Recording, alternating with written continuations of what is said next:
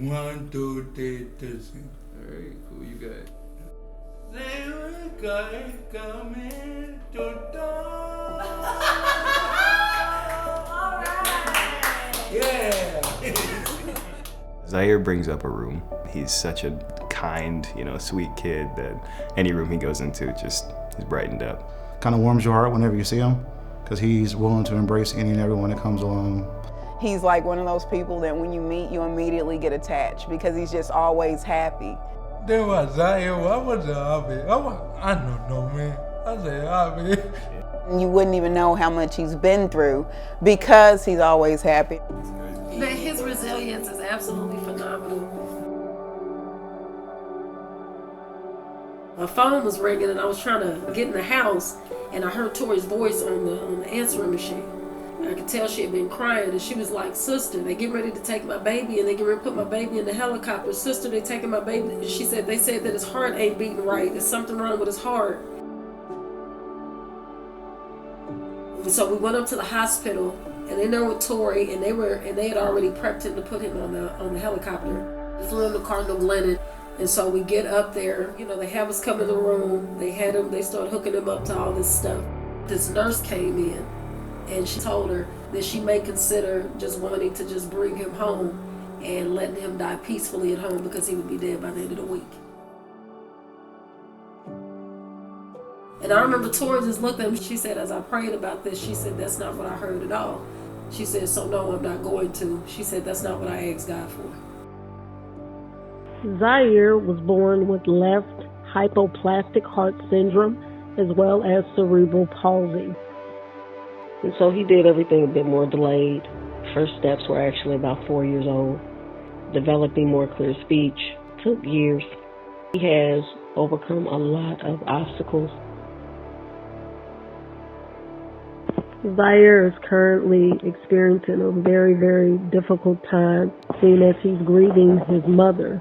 His mother, my sister, very unexpectedly passed away March 8th of last year. Senior year, pandemic happens, and you lose your mom. That's a lot for anybody to have to bear, let alone somebody that's a 17, 18-year-old kid in high school. Mama always happy, so that was, I get that one. I didn't realize how much Zaire was like Tori. I think about even now, how chipper nephew can be, even knowing that he's grieving. Shout out with my mom, cause I miss her, okay. I love my mother super much, but a lot. Who inspired you to write music? My mom and Michael Jackson. Okay, Michael Jackson, mom and Michael Jackson. Yeah. Are you dancing or cooking? What's up? With his mom, and then also with HALO, I feel like he's definitely grown to be more independent. Just seeing him wanting to go out and strive to get a job and talking about getting his own place, talking about doing his music, and I'm to actually he has plans for a future. He doesn't let anything bring him down. He won't give up. He just doesn't give up. And one day, boteca de peto and peto. That's why I can't do with myself everything in my head. Yeah, I got with my goals. It's out. Yeah. It's out. Got with some kids. It's out. Some kids? You think about kids already? How many kids? No. How many kids is there? No, I'm talking about in the future. Oh, in the future. See, thank God. And we're so grateful that he is here and that he has good people other than us. It's been really awesome to be able to allow him to have that outlet and have something to look forward to throughout the week. Be he knows that he going to HALO and he plans around that. Even the friendships and the relationships that he's developed.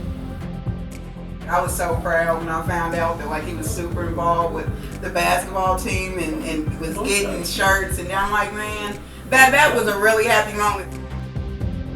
This year, as part of the boys program, we started the HALO Heat AAU team. It was more about forming a brotherhood and learning to support each other than anything. Zaire always had a dream of playing basketball on a team, but was never physically able to. So when he asked to play for the HALO Heat team, I was like, absolutely. He can only go in for a minute or so because of his health, but those were the best moments of the game, and the team loved having him play. Everywhere he would go, he would want to play a one way. He made everybody laugh it up, and he played basketball with us, the game with us. And we want need a woman, and I think they will go woman to us. It gave me a safe place what to be myself.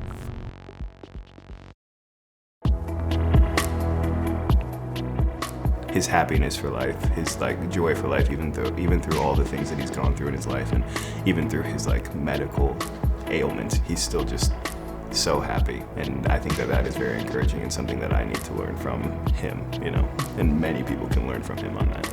He's just a walking miracle, and I'm so happy that he's here because so many times we have been told that he wasn't going to make it and that he wasn't going to be here, and he is, and not only has he graduated, and now we're here.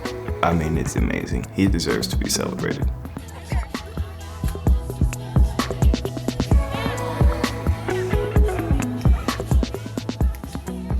There is a sunny bye, they want it down.